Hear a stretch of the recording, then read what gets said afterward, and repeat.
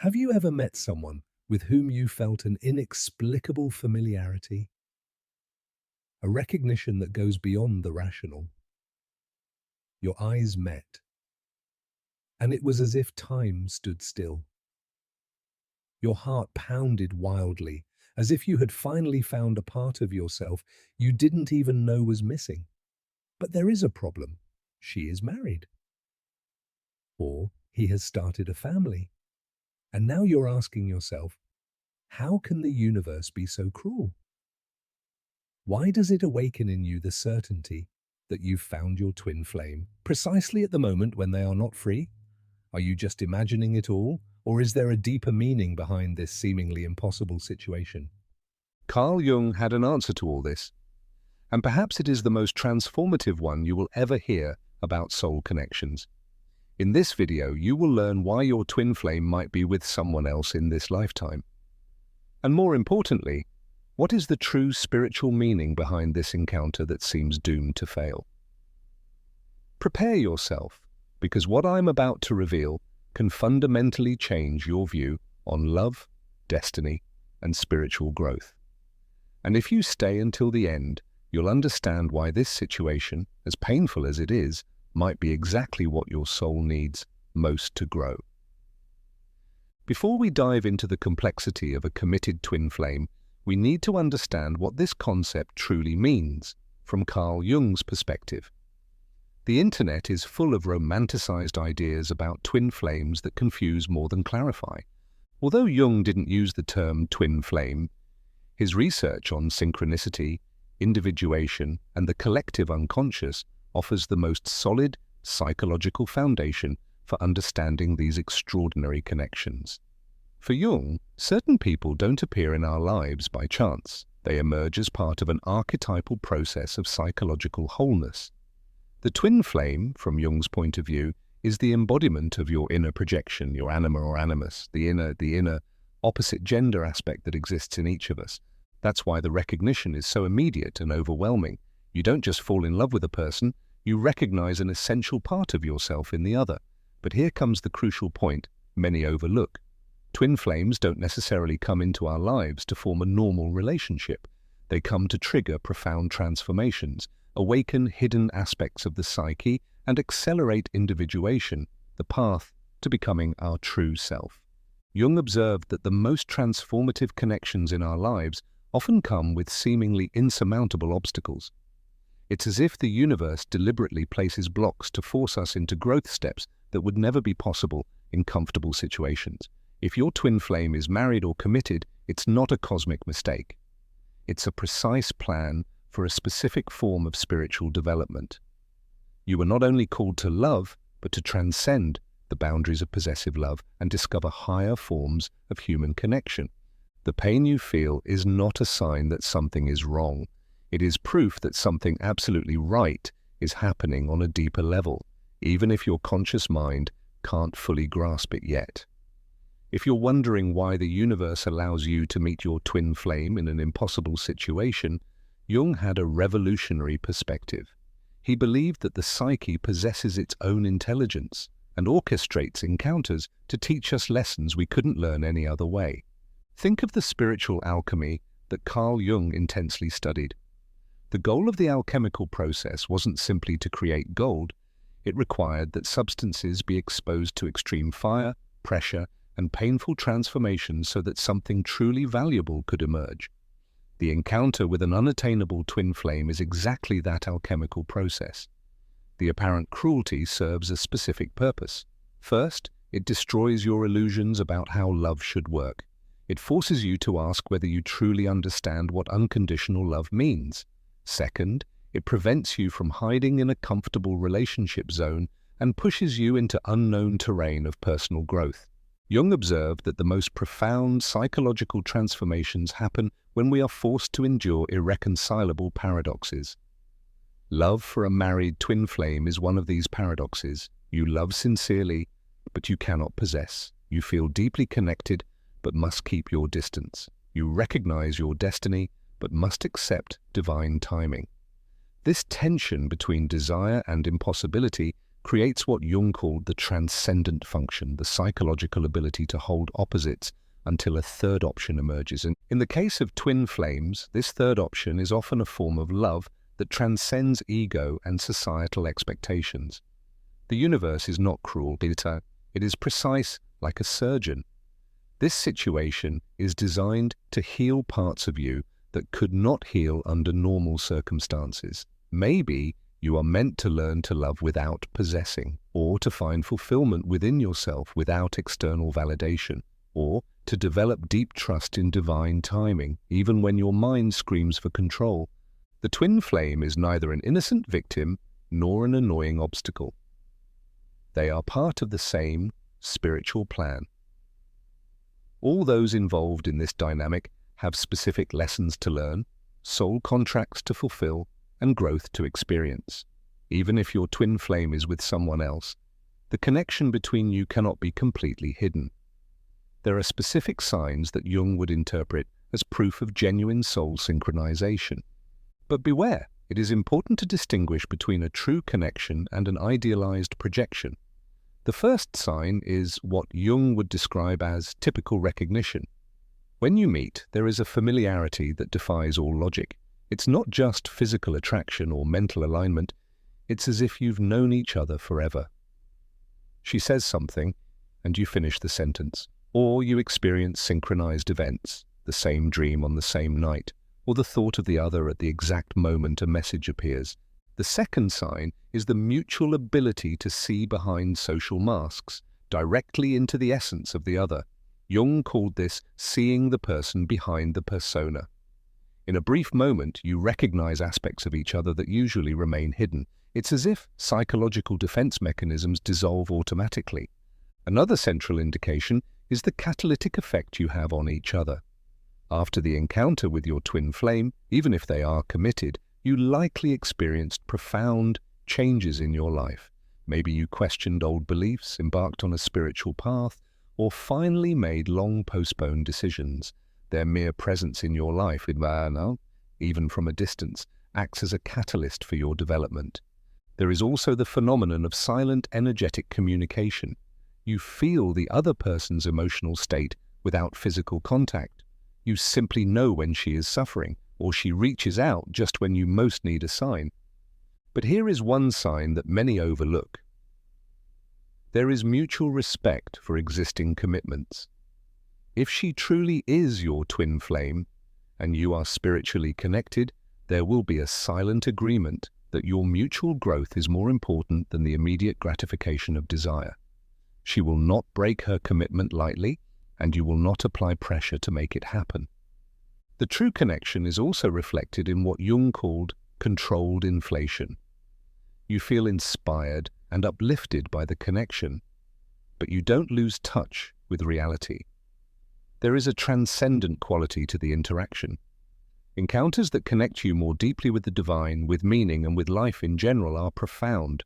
Jung was deeply convinced that there are no random encounters, especially not those that trigger deep transformations within us. The meeting with your married twin flame has a very specific spiritual purpose that goes far beyond romantic ideas. The first purpose is what Jung called accelerated individuation. The emotional tension caused by this situation forces you to develop parts of your personality that would remain untouched under normal circumstances. You learn to deal with unconditional love, conscious detachment, trust without guarantees, and divine patience. All fundamental qualities on the path to spiritual maturity. The second purpose is the healing of karmic patterns related to possessive love. Many souls enter this life with unconscious memories of past relationships in which love turned into control, jealousy, or emotional dependency. Loving your twin flame from a distance and respecting her commitments is a way to cleanse those old dynamics and learn new, more mature forms of relationship. Another purpose is the development of what Jung called conscious love. Most relationships run on autopilot, driven by unconscious needs, projections, and family repetition patterns. When you love someone you cannot have, you are forced to consciously question every emotion, every motivation, every impulse. From this arises a form of love that is clearer, purer, and less neurotic. This encounter also serves to activate your spiritual readiness to serve. When you experience such a deep, transformative love, even if it is one-sided, you develop a new understanding of human connection. Many people who go through such experiences become counselors, therapists, or wiser friends. Jung recognized that certain soul wounds prepare us for greater spiritual tasks. Maybe this experience is preparing you for a future role that requires deep understanding of love, compassion, and soul growth. Another spiritual purpose is the awakening of your connection to the divine. When human love reaches its limits, when you love deeply but cannot possess, you are naturally drawn to higher sources of meaning and fulfillment. Many people find their true spirituality through such impossible love experiences. Finally, the purpose is to exemplify another form of love, one that exists without possession, that respects the autonomy of the other, and that finds joy in the happiness of the other, even when you are not part of it. This is a rare form of emotional maturity that can deeply touch and inspire others. The emotional reality of loving a married twin flame is like a daily spiritual roller coaster. Jung knew that such intense psychological states require specific coping strategies to avoid becoming destructive. The first strategy is what Jung called conscious acceptance of the paradox. Instead of fighting reality, you should fully accept it. Yes, you have found your twin flame. Yes, she is married. Both truths can exist at once without cancelling each other out. Mental resistance only intensifies your suffering. The second principle is to distinguish between feeling and action. Jung emphasized how important it is to fully allow our feelings without necessarily acting on them. You are allowed to feel longing, passion, pain, hope. All of it is valid and deserves space. But that doesn't mean you have to act to change your situation. One powerful technique is what Jung called dialogue with the unconscious. Write letters to your twin flame without ever sending them. Let all your emotions flow out unfiltered. Then write responses as if you were her. Try to channel her perspective. This process helps you integrate the situation internally and develop a more mature view of the dynamic. Jung would also recommend working with dreams during this phase. People in twin flame situations often have deeply meaningful dreams that offer clues on how to deal with the situation. Keep a dream journal and pay special attention to dreams in which your twin flame appears, or symbolic images related to her. Equally important is developing what Jung called emotional continence, the ability to neither suppress nor act out intense feelings uncontrollably. This means creating rituals to process emotions in healthy ways through meditation, physical activity, creative expression, or time in nature. Your emotional energy needs constructive outlets. Another essential strategy is to maintain healthy social bonds. The temptation to isolate yourself, escape into fantasies, or dramatize the situation is strong. Jung always emphasized the importance of staying in contact with others. Relationships with friends and family help maintain perspective and connection to shared reality. Also practice what Jung called conscious presence. Instead of getting lost in romantic thought loops or overanalyzing every gesture, stay in the moment. Simply enjoy the presence of this special energy without needing to turn it into something it yet is not.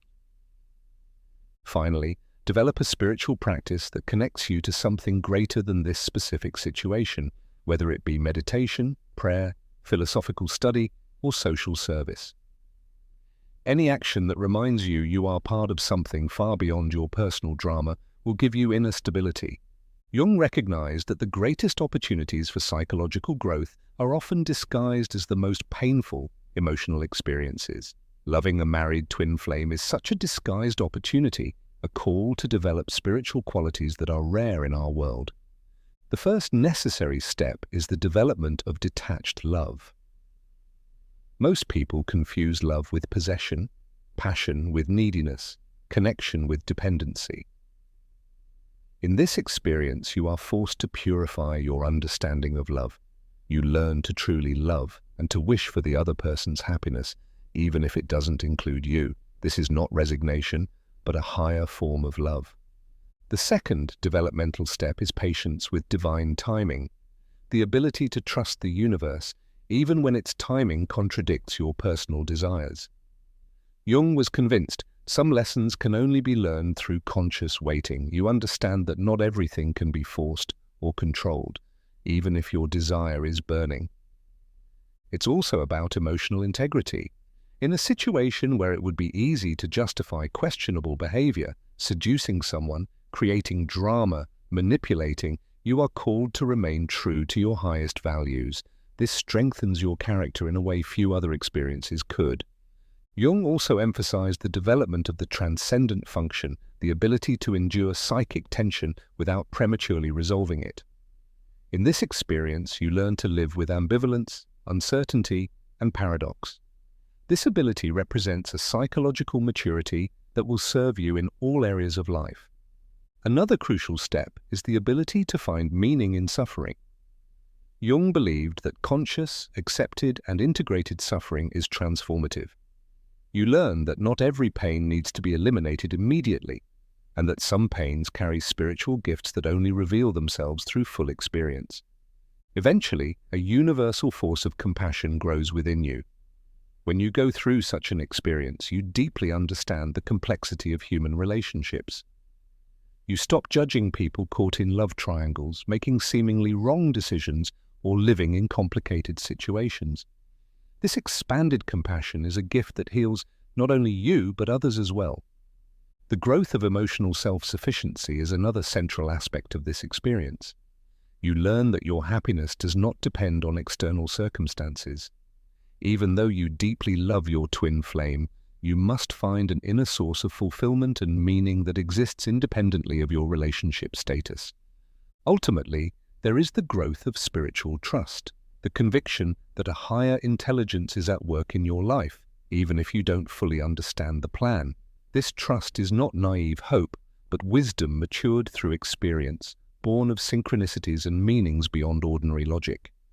But the question that many cannot let go of is there a real possibility of union with a married twin flame? Jung would say, this is the wrong question. The real question is not when or how, but will you be ready to accept any possibility the universe reveals to you? Jung's first principle regarding divine timing is, it never follows the human calendar. If a union is meant to be, it will happen, but only when both souls are ready to carry the connection on a spiritually mature level. That might take months, years, decades, or not happen at all in this lifetime, and all these possibilities are equally valid from a spiritual perspective. Jung made it clear. Synchronicities cannot be forced. They arise only when personal maturity aligns with the universal flow. Regarding twin flames, this means true union is only possible if both have sufficiently completed the process of individuation, the journey toward inner wholeness. If she is married, there is a lesson in that for her. Perhaps it's about commitment, honoring soul contracts or aspects of her personality that can only mature within that relationship. To interfere in that process would be like picking a fruit too early from the tree. It would not be sweet, not ready. Your task in the meantime is clear. Focus fully on your own growth. Jung emphasized you can only attract what resonates with you energetically. If you desire a mature spiritual connection, you must become someone capable of sustaining such a connection. That means heal your own relationship patterns. Develop your talents, your calling, your contribution to the world. Learn to be happy on your own. Find your purpose beyond romantic validation. Cultivate patience, compassion, wisdom, and trust, not as an ideal, but as lived reality. This spiritual awakening will stay with you forever. You now have access to a new depth of intuition, sensitivity, and soul understanding.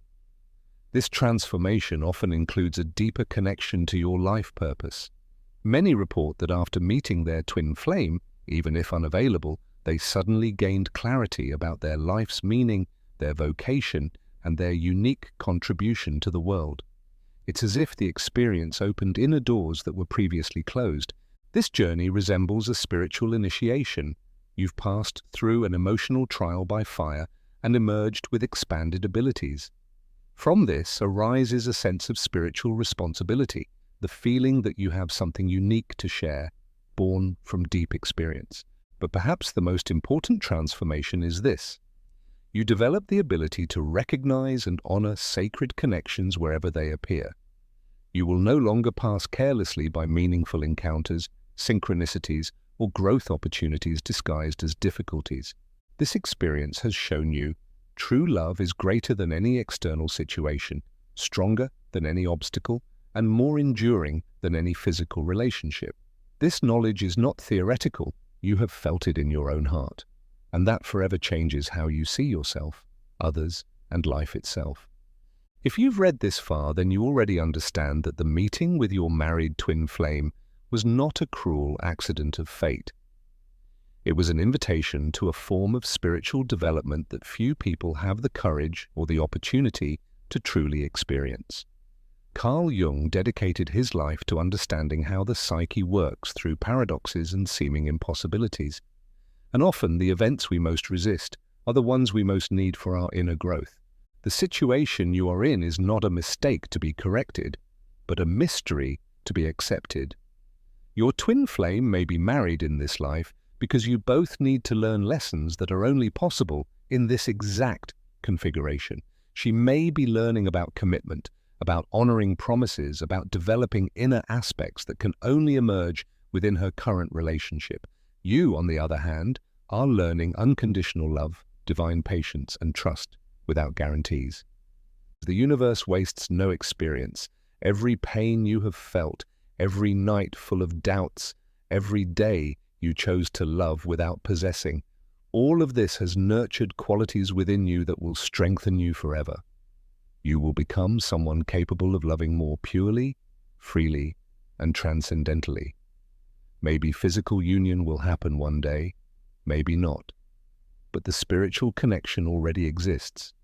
It is permanent, indestructible by external circumstances. This connection transcends time, space, and this single lifetime. What matters is not whether you will be together with your twin flame, but who you become through this experience. The person you mature into is wiser, more compassionate, and spiritually evolved. A person worthy of receiving every form of love that life wants to give. Jung reminded us the purpose of life is not happiness, but meaning, and the meaning you draw from this seemingly impossible experience is an inner treasure that no one can take away. You have learned to love beyond the ego, and that is an extraordinary spiritual achievement. Trust the process, honor the connection, respect divine timing, and continue growing into the person this experience calls you to be. For maybe this is the true union your soul has always sought, not with another person, but with your higher self. There are encounters that are unplanned, unsearched, yet they enter your life like a sudden gust of wind and open windows you didn't even know were locked. And suddenly, there is someone, without warning, without expectation, just a glance that shakes you to your core, a presence that feels as if it has always been there. It is no stranger, but not an acquaintance either. It is like a mirror, showing not your exterior, but your deepest fragments, your light and your shadow, your open wounds and forgotten dreams. Sometimes such an encounter has a name, twin flame. But what follows is not a conventional love story. No background music, no eternal vows. What follows is a tremor, a crack in the emotional structure you have built over years.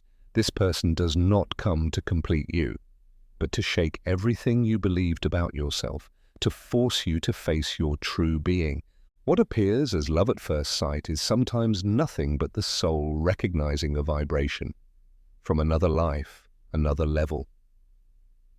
You don't know if you are imagining it or if it is real, but you feel it. And once you have felt it, you will never feel the same way for someone else again.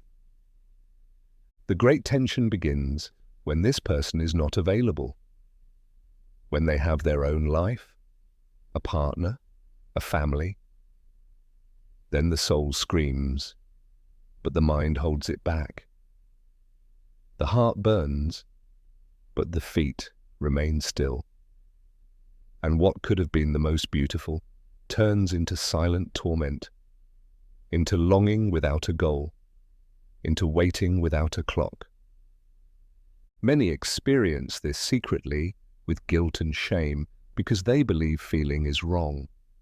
But Carl Jung showed us another possibility, that there is love which does not come to be fulfilled, but to transform us, that there are encounters that do not stay but awaken. Maybe this person did not come to demand your heart, but to show you that you have one. Maybe they did not come to take it, but so you recognize it yourself. Maybe they did not come to live a relationship with you, but to show you that true love needs no fulfillment to be real. For sometimes the greatest greatness of love lies not in being together, but in its impossibility, in its silence, in its devotion without claim. The ego wants to possess, but the soul wants to expand. And precisely in this abyss, between what you desire and what you cannot have, the deepest spiritual growth unfolds. There you are called to love without demanding, to feel without expecting, to surrender without guarantees. The twin flame in its purest form is not a person who saves you. It is an experience that disarms you, a lesson you did not ask for, but needed. It shows you everything you suppress, everything you postpone, everything that is not yet healed. It confronts you with yourself, with your fears, your dependencies, your illusions. It gives you no answers. It gives you questions. And in this inner chaos, a sacred process begins. You begin to remember who you really are beyond your roles, masks, and old stories. You clarify your intentions, purify your way of loving, and stop confusing love with desire, connection with need, devotion with sacrifice. Nothing is more radical than to love without possessing. Nothing transforms you more than wanting the happiness of another, even if it does not include you. Then the flame no longer burns outwardly, but illuminates you from within. You feel its absence as a quiet, enduring presence. Every moment carries traces, a glance, a word, a feeling that cannot be named. But instead of suppressing this feeling, you accept it, you observe it, you turn it into a spiritual practice, and someday something happens. You no longer need their love to feel your own. You stop searching for messages in every sign. You begin to understand that true connection happens not in the body, but in the frequency. Maybe this person will never be your partner. Maybe you will never share a home or a life, but you shared something deeper, a moment of truth, a moment in which you recognized each other, without words, without conditions, and that is enough. For it brought you back to yourself. It awakened a sleeping version of you. It reminded you what is possible within you. Sometimes the soul needs nothing more than a mirror that shows its highest possibility. And as life goes on, you go on, with this flame in your chest. Not to seek, but to be. Not to conquer, but to understand. You know you are not alone. You know this connection transcends time, space, and circumstances. You know something in you has changed forever. That this impossible love was actually the most direct door to your soul. That this pain was the wisest teacher. That this separation was the path on which life told you something greater awaits in you. Not all will understand what you have experienced. Some call it obsession, others illusion. But you know better. You know what moved within you. You know it was no accident, and so you hold no grudges. You ask for no explanations. You do not cling. You give thanks. You honor. You move on. With a softer heart, a clearer mind, and a livelier soul.